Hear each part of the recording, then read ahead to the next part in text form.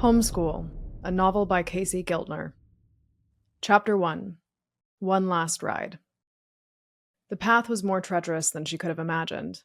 Mira pedaled as fast as she could, furiously, pushing forward relentlessly through the mud, along a narrow dirt trail of a dense mountainside forest. The rider ahead of her skillfully wove back and forth through the trees, pulling further and further ahead with every bend of the trail. Mira tried to keep pace, but her second wind was long since gone, a distant memory, and she sensed no third or fourth wind coming to save her. Her mountain bike strained against the incline. The gears clanked as she shifted in vain, hoping the equipment would do the work for her. But the climb only grew steeper, the journey seemingly more impossible. Come on, Mira, you can do this. The thought ground its way into her mind. The only thing stopping you is you. She grit her teeth and pumped her knees, grunting with each shift of the gears, each rotation of the chain. The narrow trail now ran the edge of a ravine. Her nerves seized her by the throat as the drop grew larger with each switchback. Up, up, up, until finally she broke through the tree line. A majestic peak stood before her, overlooking a pristine valley of rolling foothills. The other rider was already there waiting for her, pulled to a stop, shaking loose her helmet hair. Mira knew that hair well. She had the same bushy auburn waves, the same narrow eyebrows, the same vibrant ocean eyes, the same dimple high on the right cheek. Besides the 20 extra years of age, Mira and her mother looked identical. Before she'd even stopped, Mira dropped off her bike and collapsed to the ground. She was beyond exhausted. Her legs hurt in ways she had never experienced. Her mother smiled. I told you this one would be harder. Mira was too busy sucking in oxygen to answer. Her mother crouched down and lay on the ground next to her. Arms over your head. Open up your lungs. She lifted her own arms above her head to demonstrate. Mira copied her without thought, as she often did. Mira was naturally a trusting person, and her mother had given no reason not to accept her advice verbatim. When she eventually gathered her breath, she ventured a question. Can we do this one again tomorrow? Nice try. Tomorrow's a school day, her mother said with a wry smile. Maybe you can bring a friend with us next time. Mira exhaled, tired of receiving the suggestion. I like it being just us, she said. And it was true. She loved spending time with her mother. And the few friends she had at school were actually more like acquaintances. They were friendly because they shared a space and because it would be more work to be unfriendly. They were not the type you invited mountain biking. They'd been biking together for years, a mother-daughter activity that Mira was more than happy to indulge her in, but one of many activities her mother worried would slip away from her in the coming months and years. She knew the day would come, and come soon, where Mira would want to be with anyone but her mother. A day when Mira would move on to bigger and better things. But that day hadn't come, and she was going to enjoy every moment while it lasted, no matter how small. Well, you're 14. We'll see how long that lasts. Mira's mother smiled at her with a hint of melancholy. She had a way of looking at Mira as though she were the only person on Earth, as though the rest of the world was irrelevant, as though life was a secret the two of them shared. You're special, Mira. There's no one else in the world like you. You have to say that. You're my mom. I mean it. It's true. I tried to deny it for a long time, but there's something inside you that just isn't inside the rest of us, her mother said, staring purposefully at Mira. Mira didn't know what to say to that. Her mother thought the world of her, but sometimes she heaped too much goodness on her shoulders. Mira was not that good. She had the same desires and tempers as anyone else. She felt a pang of awkwardness, intense and roiling as the moment lingered. She felt her mother's emotion too deeply, and in her discomfort turned away. Race you down! Mira jumped to her feet and made a mad scramble for her bike. She was already on the trail before she realized that her mother wasn't with her. She had lingered at the peak, soaking in one last look at the valley. Mira followed her mother's gaze, really seeing the valley, only now noticing the plague-besotted spruce trees mixed in with the healthy ones. From a distance, the dead trees gave the valley a purplish hue, a visible cancer making its way strategically, methodically, across the mountainside, one tree at a time. Mira returned her gaze to her mother. A brisk wind swirled through. Her mother stiffened uncomfortably. Her curls beat against her brow. But something held her. A sadness. Some memory, perhaps. Some aching nostalgia. Her mother turned and caught Mira watching. Were those tears in her mother's eyes? Or was it the wind? Before Mira could inquire, her mother shook off the despondence and broke into a broad smile. Come on! The ride down was easier. Once they hit pavement, they hardly had to pedal. Mira loved being so close to the mountains. It was as though you were being hugged by Mother Nature herself, consistently dwarfed by the size of the world around you. Their neighborhood was a way station between two worlds. On one side, they were nestled against the nascent beginnings of the Rocky Mountains. On the other side, the slow descent to Denver, the plains, and the farmlands beyond. On one side, the pure expanse of nature. On the other, the constant race for man to command every flat patch of grass on the earth. Between these extremes, Boulder blazed its own trail, often going unnoticed by the world at large. Full of oddballs, hippies, and freethinkers, it was an easy place to get lost, to find yourself, to start anew, or to disappear completely. Big enough to blend in, small enough to see trouble coming. From the moment they arrived, Mira and her mother fit in perfectly. They lived in an unincorporated enclave of homes, 1 block beyond the Boulder City line, entrenched at the dead end of Wild Canyon Drive in a modest blue ranch house with pink shutters. No one asked why they'd come or what they'd left behind. Here, it was about what the future held, not what the past clung to. Here they lived on equal terms. They asked for little and provided more than they took. They rolled along past a neighborhood church. Mira let go of the handlebars, coasting down the road with arms stretched out to the side. Her mother glanced back, smiling at the sight of Mira basking in the cool evening air. Mira was lost in the moment. So lost, she forgot to check the intersection ahead. So lost, she didn't see the movement out of the corner of her eye. So lost, she didn't notice the vehicle as it raced toward her. So lost, she never heard the squeal of tires. So lost, she never heard her mother's voice or the call of her name. So lost, she never felt the impact. Chapter 2. The Hospital. Everything was black. In the deepest of darkness, Mira floated, untethered from place and time. Not feeling, not seeing, a void as empty as a black hole. That she existed at all was the only solid thing she could grasp. Where was she? But wait. She could hear something. A low, droning sound permeated the darkness.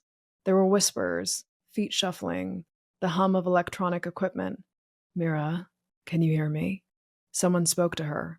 It was a low, cool, female voice without inflection. Mira, I want you to open your eyes.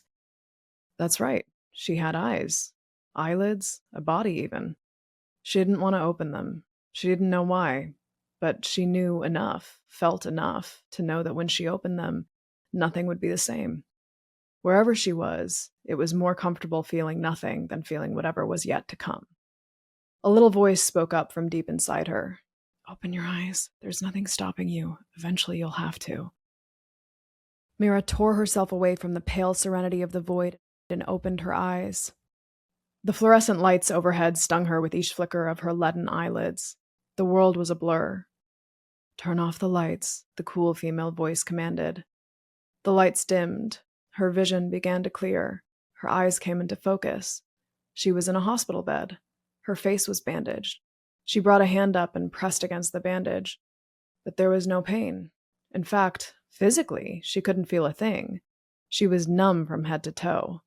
She became aware now of a woman's face staring at her from the foot of her bed, kindly but battle-hardened, graying lightly at the edges, wary but enduring.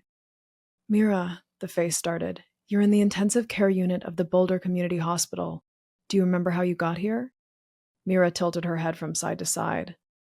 There was an accident. You were hit by a car. Fragments flickered through Mira's mind, a flash of brown. The car? Or her hair? Pain. And then darkness. Do you remember anything? The briefest flash of her mother, sprawled on splintered concrete, motionless. Anything at all? More fragments flickered through her mind. The wind in her hair, the grind of her bike chain, but then searing pain. Gasping in shock, unable to move, paralyzed, watching blood spool from her mother just beyond her reach. I don't know, Mira gasped out. I'm not sure. A car. Brown, idling nearby, the screech of its tires, then speeding away. But they were just fragments, not real memories. More like feelings. They were indescribable, no matter how much she might want to. She didn't have any answers for this woman. All she had were questions. Mira summoned the courage, swallowed, and looked up at the doctor with her last ounce of hope. She'd forever remember this room, the sterile whites and blues, the cheap seasonal decor on the doors and windows, the face of the professionally empathetic doctor who no doubt delivered the same news on a daily basis. "Where's my mom?" "I'm so sorry, Mira." The doctor kept talking, but Mira didn't hear another word. Chapter 3. Goodbye. The funeral home was cold. All spotless white walls, austere and bleached, wiped clean of the emotion that no doubt flowed forth each and every week. Not much different from the hospital room Mira had recently vacated. She sat alone, as far from the others as she could manage. Those in attendance threw her the occasional worried glance, but no one dared approach aside from the social worker, who, like clockwork, would check in on her every 20 minutes. Did she need anything? Was it all a bit too much? What from the outside might seem kind and attentive was in reality, Mira knew, not attentiveness, but the social worker's own selfishness, a desire to be done and back to the comfort of her own privileged life. Even at Mira's tender age, she could observe the extent to which the social worker's cumbersome caseload had sapped the passion with which she might have once attended to her responsibilities. Her clients were now merely burdens, Mira amongst them. Mira, on the other hand, had no such inclination to leave. The second this ended, it was back to the group home that stank of garbage bins in need of emptying and children in need of parenting. She was in no rush, despite the morbid setting, despite the number of people watching her, and despite her very public new role as the sad orphan. Her bloodshot eyes scanned the room. Mourners milled throughout. Indistinguishable faces swam in random patterns, blurring together in a haze of bland unspectacularity. She knew exactly what that great mass of pointlessness was saying and thinking, all spewing their unspecific generalities. "We're so sorry. What a tragedy. She was so young. We'll pray for you. You'll be in our thoughts." Or just downright gossiping. "Did they ever find the driver? How did she survive the accident? With hardly a scratch, it's a miracle, thank God." How few of them actually knew her mother. Was there a single one amongst them? Mira doubted it. They only knew her from the co-op she managed, or the parents' association at school, or from seeing her around the neighborhood. No one here knew how she tied off her hair slightly to the right, how she scrunched her nose when she was upset, how she took both almond milk and vanilla creamer in her coffee, how she loved oranges but despised orange juice, how she bristled at rules she found stupid, how she snorted when she laughed too suddenly. No, none of them knew her. Not really. Not like Mira did. But it wasn't just her mother, Mira realized with a pang of unbearable sadness. It was her as well. Who was left who knew Mira now that her mother was gone? They were a pair, free spirits, both of them. A unique, irreplaceable set. All they had was each other. But one of them was gone now, and the other was adrift, lost at sea, and no one was searching for her. Across the room, there was a stir. A part in the crowd had revealed a new arrival, an aberration in the monotony. A reserved Midwestern woman dressed in all black. Mira didn't recognize her. She was charismatic, yet reverent, pious, yet with an air of revelation to her. She drew all eyes to her, promptly holding court among the other guests. Mira watched her with curiosity. The woman entered something like a tornado. She was a vortex, sucking all else into her path, leaving nothing in her wake. The new center of gravity in the adjoining room. The funeral now, quite literally, revolved around her. The entire group had been positioned strategically by their relation to the coffin. Now they were positioned in relation to the stranger. The woman's sharp eyes found Mira's. Her face lit up. The eyes lingered. Satisfaction spread across her lips, into her cheeks. Mira felt something too, a boiling intensity, roiling more severe with each prolonged moment that she held the woman's gaze. Sensing a painful conversation coming her way and wanting to avoid it, she forced a blink and ducked from the room, away from the woman's prying gaze. She slipped quickly through the crowd, with her arms folded, head tipped, and a scolding sneer, determined to deter well-wishers and prematurely fend off anyone who dared approach her. She found her way to the water fountain outside the bathrooms. She bent down and took a deep drink. She basked in the small serenity the cold, wet water offered her, glancing delicately across her lips. She felt she could stay right here for hours. Unfortunately, She felt a hand slip over her shoulder. Mira. Mira knew before she turned around. It was her, of course, the woman from the other room. At close range, there was something familiar about her. The hard-as-glass stare, the perfectly apportioned black hair held tight by an elegant gold clip, the firmness of presence. It took a moment, but eventually her memory triggered. Aunt Vivian? The woman beamed and pulled Mira into a hug. I wasn't sure you'd remember me. Her voice was as warm and compassionate, but unyielding. She couldn't have been more than 40 or 45, and yet her aura seemed ancient, like someone from a different century, someone who had existed for an eternity and always would. I would have been here sooner, but the drive from Wisconsin was, let's just say I've had better. She finally released Mira and stepped back to look her over. I didn't know you would come, Mira admitted. She was my sister, Vivian replied, pursing her lips, as if there was ever any doubt. I haven't seen you in...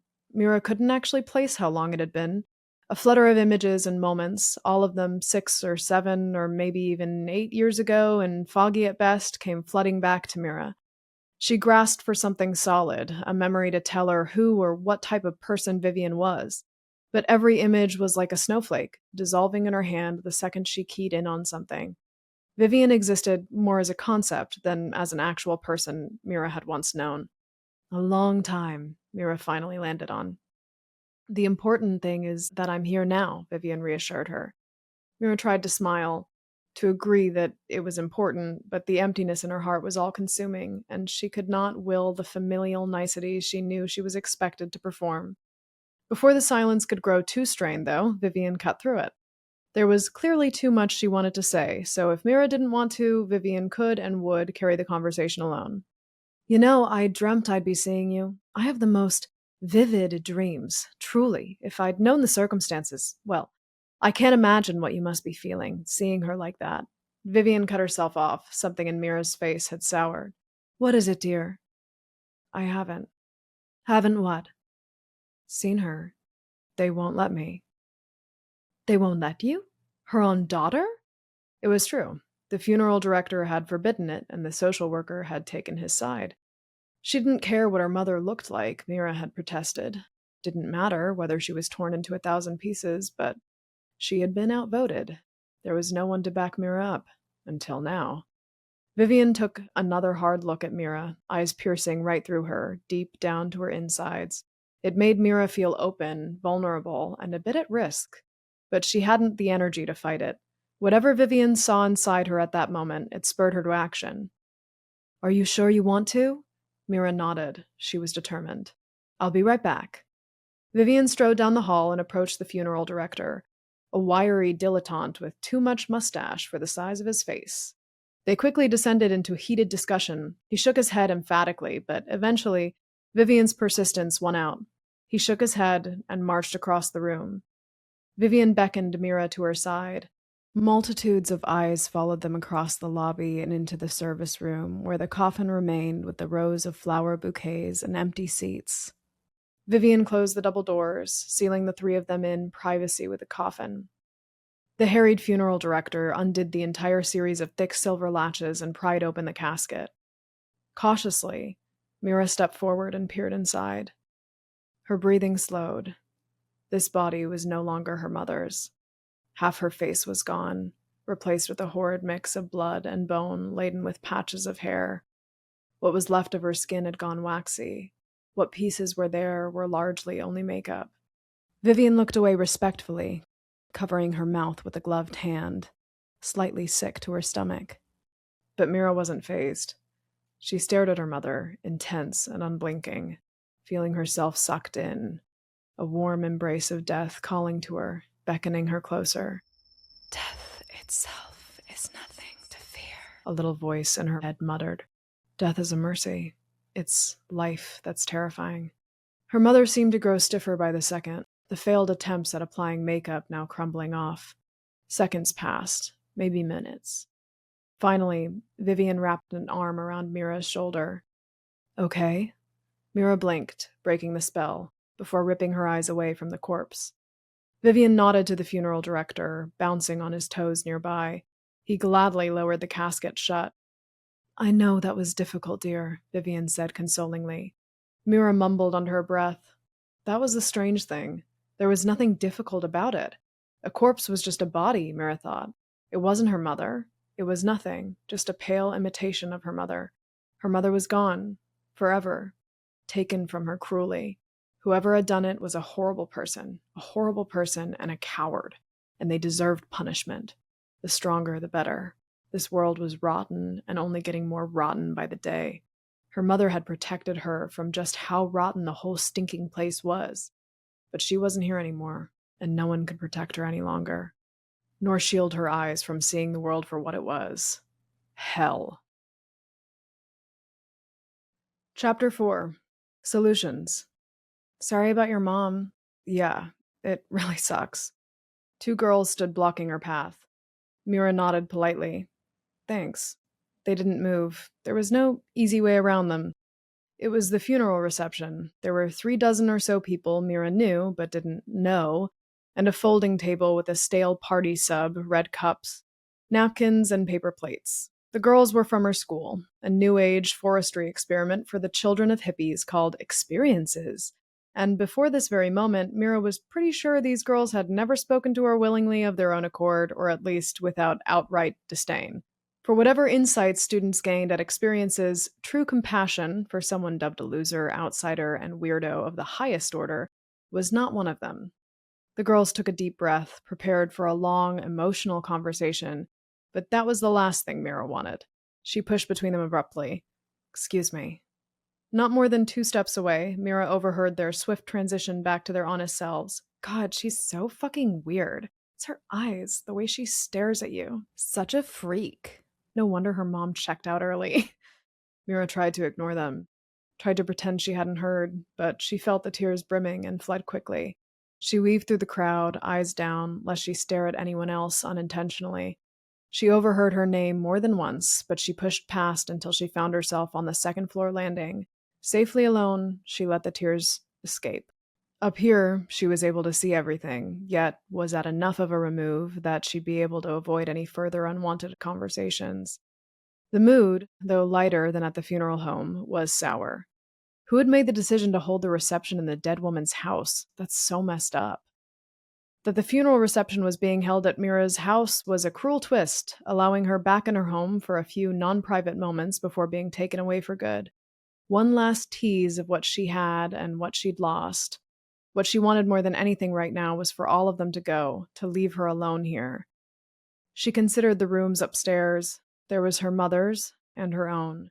She hadn't stepped a foot in either since the accident, but now that she was here, the opportunity presenting itself, she was having trouble entering them. She tried to summon her courage. She'd start with her own bedroom. Right on cue, she heard the creak of stairs beneath her. It was the social worker. She stopped halfway up and let her voice cover the remaining distance. Mira, it's time to go. I don't want to leave yet. I'm sorry, but I have to get home to my family. Mira tasted iron in her mouth. She swallowed. The social worker, oblivious to Mira's distress, waved her along. Come on. Why can't I just stay here? Mira asked. She was too exhausted, too emotionally spent to bother hiding the contempt in her voice. The social worker sighed. We've talked about this. You're still a minor. In 4 years, you can do anything you want, but right now, you're a ward of the state. That means I'm responsible for you. I don't like it at that place. It's as good as any other place. I'm sorry, but you don't have a choice. Mira gritted her teeth and followed the social worker down the stairs. Newfound teenage annoyance bared plainly for all to see. It isn't fair, she mumbled to herself. Life isn't fair, a small voice inside her head retorted. But death should be. Mira took one last glance. This place had once been full of life, full of color. The table where they'd shared every meal. The doorway where they marked Mira's height every year. So much joy. And now, it was all gone. They were halfway out the door when Aunt Vivian appeared in the doorway behind them. Is Mira leaving? She asked, touching the social worker lightly on the elbow. We hardly had a chance to speak. I'm Vivian, Mira's aunt. Oh, the social worker's eyes did backflips. Mira didn't mention she had an aunt. I'm afraid we've grown a bit distant over the years, regretfully. Mira watched as the gears began turning in the social worker's mind. She knew exactly the calculus playing out inside. Here was an opportunity to be done with Mira. If she played this right, she'd have one less case, one less annoyance, one less problem. The social worker evened out her face and, in the calmest tone she could find, asked Vivian, "May I speak with you? Privately?" Aunt Vivian and the social worker went back into the house in search of privacy. Mira wormed her way closer, spying around the corner to listen in. "The real issue is that there wasn't any will found," the social worker was explaining. "No will? That isn't like my sister. I can clear it with the court tomorrow if you're truly willing to take her on. Under these circumstances, I think it would be best for everyone." Vivian hesitated, seemingly overwhelmed by the request. By chance, she glanced over, spotting Mira eavesdropping at the end of the hall. A sudden pale passed over her. Was it hesitance in her eyes or something else? Annoyance? Fear? Whatever it was that paused her, it passed in a fleeting moment, and her firm resolve returned. "Of course. It's what my sister would have wanted." Chapter 5. Great Things. The funeral reception had long since ended, the guests long departed. A cavalcade of paper plates, napkins, and cracked plastic cups left littered about, the only lingering tangible proof the event had ever happened. Mira sat curled on the rough red brick of the fireplace hearth. It was uncomfortable beneath her, but she didn't move. She stared deep into the dancing flames, tuning out the world around her, soaking in every last second of its silence, every last moment before she would have to re-engage with the world. The clatter of heels on hardwood pierced the silence. Vivian appeared from the hallway, carrying the remains of the half-eaten party sub. "Look at this place. Some people have no respect." Vivian was clearly someone who could not abide uncleanliness. Judging from the prim and pressed outfit, the straight-as-arrow posture, and her overall demeanor, Mira had no doubt her house was spotless. Mira cast her gaze back into the fire. She wasn't in the mood for menial chit-chat. For one brief moment, Mira had been given hope that she wouldn't have to leave her house. Her home. She could stay here forever. But of course, she hadn't thought it through. Vivian didn't live in Colorado.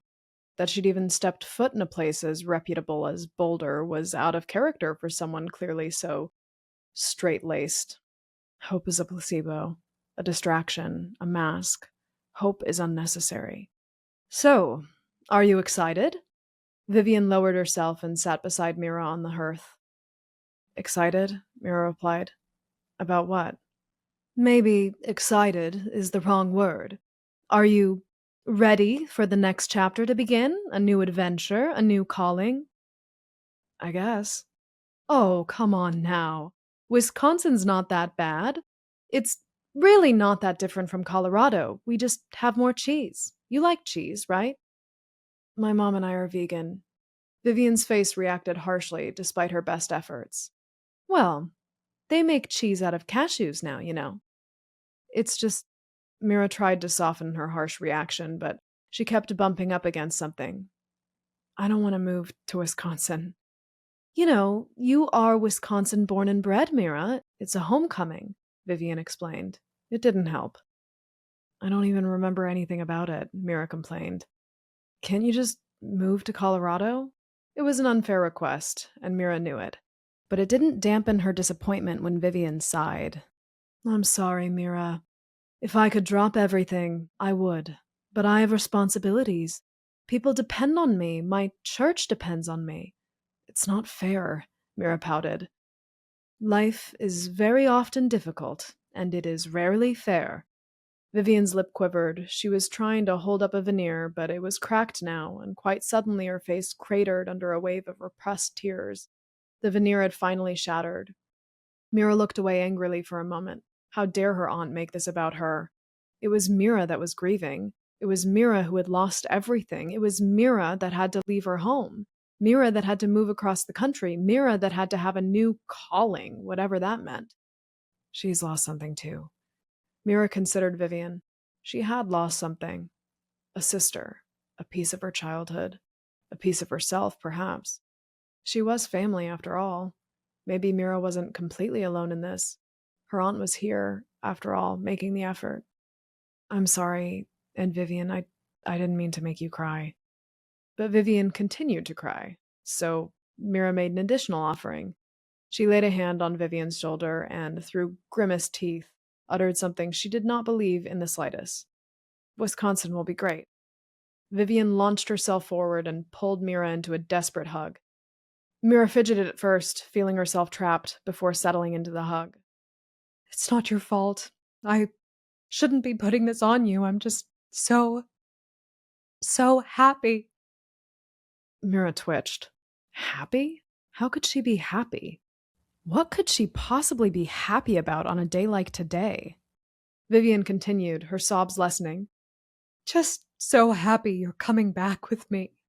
Death has a funny way of bringing people together, and I always loved our time together when you were little. I never could have kids of my own, but I had you. Mira tried to break the hug.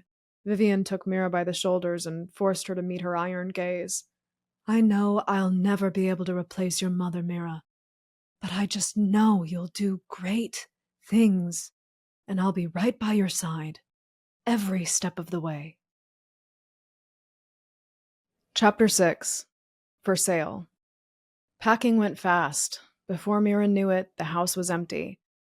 Her things were piled unceremoniously into a moving truck by two heavy-set men in branded blue t-shirts and matching hats. A for sale sign haunted the front lawn, taunting her each time she glanced outside. A man in a seersucker suit with a blinding smile paraded strangers through the house every few hours. He spoke with great passion about the original hardwood floors and backsplash tiling in the kitchen, whatever that was. Garbage piled up on the curb. Two wrecked bicycles poked out from the depths of the heap. Her mother's things overflowed into the gutter. There were yoga mats and blenders and abstract sculptures, tennis rackets and romance novels and antique vases. Did her mom really own all this stuff? Had it really been inside the house this whole time? It seemed like too much for so small a house, so tidy a woman. And to discard it all, it seemed too fast for so recent a death. The man in seersucker shuttled her from room to room, always standing directly between Mira and whoever was touring the house, as though she were a hole in the drywall he hoped they wouldn't notice. Whatever he did, however he did it, it must have worked. The man disappeared almost as fast as he'd come, though the sign remained. The buyer apparently an anonymous cash offer from abroad. No questions were asked, and the money came in on time. Mr. Seersucker crowed about his success to anyone who would listen, pontificating about his particular method, which seemed to Mira to be no more than an overtly false Zillow listing, right up until the moment Vivian shuttled him out the front door with great finality. And just like that, they had to be out. Vivian directed the whole operation like a general, ruthless in her execution, the landline phone never straying far from her ear. Mira watched it all from the stairwell banister, a caged animal, as the zoo warden dictated her fate. Yes, the sale went through. No problems. We should be there tomorrow by 5 if things go smoothly. No, that won't do. Just keep things as simple as possible. Every so often, Vivian opened her purse and took out a small, red leather-bound notebook to record some notation. As soon as she finished writing, she would wrap it shut and place it back in her purse, always in the same spot, without fail. She seemed to want a record of everything, her thoughts, ideas, and events as they happened. Nothing was too small to make note of. Everything was observed and recorded. Though it had only been a few days, Mira found she couldn't help but admire her aunt. She was organized. She was decisive. She was always in control. Mira never felt like those things. She was messy. She could rarely make a quick decision. And she seemed to be losing more and more control of her life by the hour. You should be packing, Vivian called up to Mira without looking up from what she was writing, subtly informing Mira of the eyes in the back of her head, letting Mira know that she knew she was being observed. Just bring the essentials. The movers will take everything else. Mira's bedroom furniture was already gone, but her personal belongings had yet to make it into any of the many open boxes stacked at attention and awaiting their call. Each time she packed something, it felt like she was burying another small piece of herself. She knew she was being silly. She would see all these things again in a matter of days. And yet, as she considered a stuffed animal, a small llama named Loris she had since infancy, she felt intuitively that she would never see it again. Or, when she did, it would be through the eyes of a very different person. She let go of the llama. It disappeared into a box. Her will to continue went with it. Her eyes drifted aimlessly until they reached a door down the hall, her mother's room. The door closed tight. Mira hadn't yet gathered the will to open it, but there was precious little time left now. She held the doorknob for a moment before daring to turn it. The door creaked on its hinges as it opened a foot. She held at the threshold, peering inside, using the door as a shield. The room was untouched since her mother's death. Clothes lay strewn about as though she were still coming home later that day. It was lived in, an organized mess. It was colorful, all dream catchers and abstract oil paintings and precious gemstones. It had soul, her mother's unique, 1 in a million, no, 1 in a trillion soul. Her mother had been most at ease, most unguarded, most Raleigh herself, right here in this room. Mira picked up one of her mother's red shirts from the bed. It smelled just like her. Lilac, coffee, and a hint of something else, maybe curry? She must have worn this shirt dozens of times.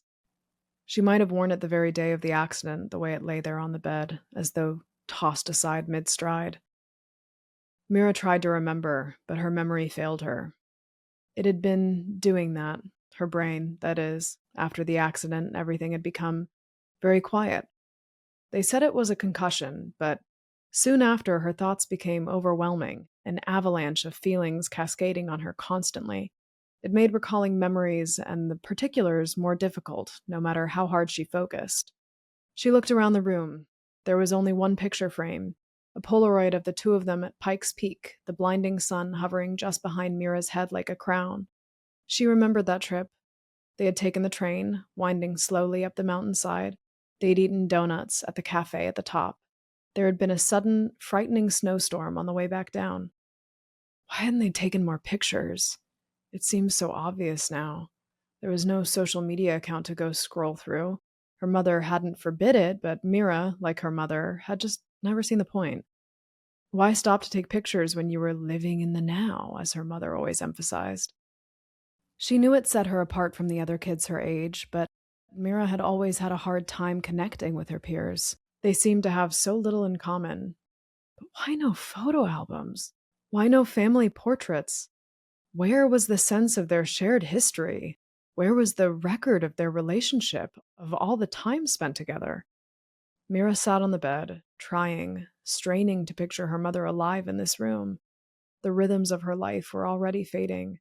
Mira grabbed the lone photo and held it to her chest for dear life. Behind the photo, something lay on the nightstand. A red crystal necklace, carefully coiled, glinting now in the sunlight. Mira took it in hand and gazed deep into its facets. The crystal was beautiful, but jagged and untamed. A flaw deep inside sparked at just the right angle. It felt like her.